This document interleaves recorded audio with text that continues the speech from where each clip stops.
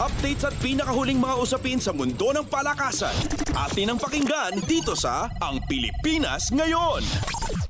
Magandang araw. Narito na po ang sports balita. Makakatanggap ng insentibong pinansyal ang mga Pilipinong atleta na lalahok sa 2024 Paris Olympic Games bago pa man sila tumulak patungong France. Ito ang ibinunyag ni Philippine Sports Commission o PSC Chairman Richard Bachman sa Philippine Sports Writers Association Forum o PSA na ginanap kamakailan sa Rizal Memorial Sports Complex. Ang insentibong ito ay nagmula sa mga senador ng bansa. Ayon kay Bachman, ang 23 milyong piso ay nagmula pa lamang kay Senadora Risa Ontiveros at may karagdagan pa na magmumula kay Senator Bongo.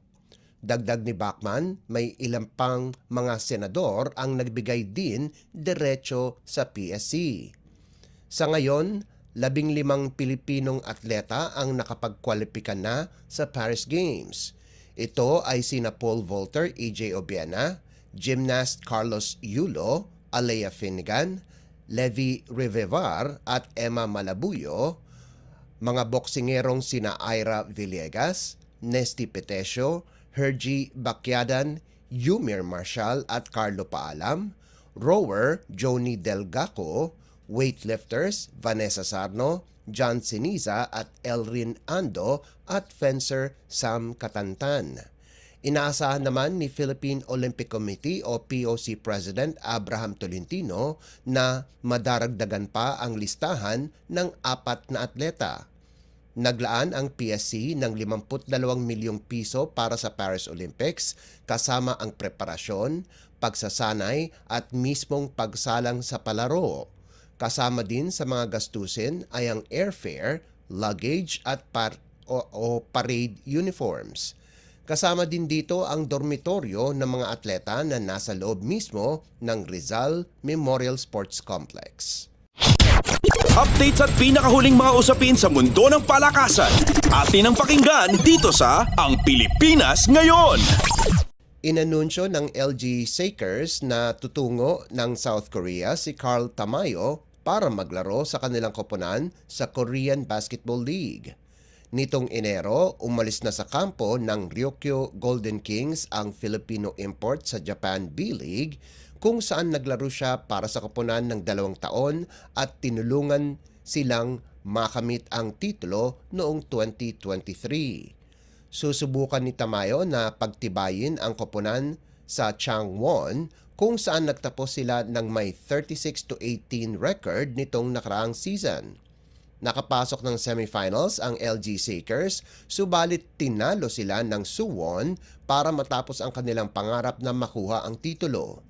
Si Tamayo ang pinakabagong Pilipinong basketballista na maglalaro sa South Korea kasama sina SJ Bilanghel at Dave Ildefonso. Updates at pinakahuling mga usapin sa mundo ng palakasan. Atin ang pakinggan dito sa Ang Pilipinas Ngayon.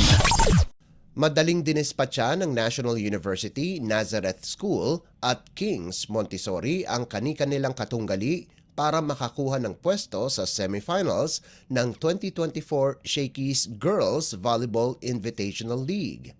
Dinomina ng NU Nazareth ang Far Eastern University Diliman 25-6, 25-23 at 25-17 sa larong inabot lamang ng 1 oras at 21 minuto sa kanilang quarterfinal showdown na ginanap sa Adamson University Gym.